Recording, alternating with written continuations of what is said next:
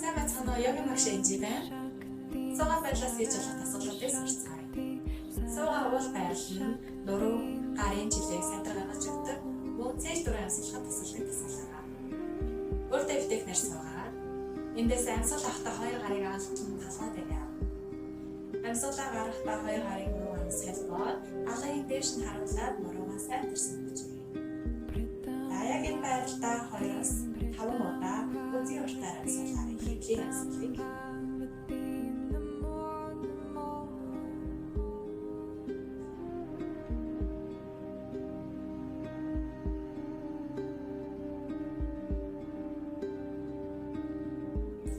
Эндээсээ хоёр гарыг агуулган амьсгалаа өдөртөөсөө амьсгалаа ажиглан суугаарай.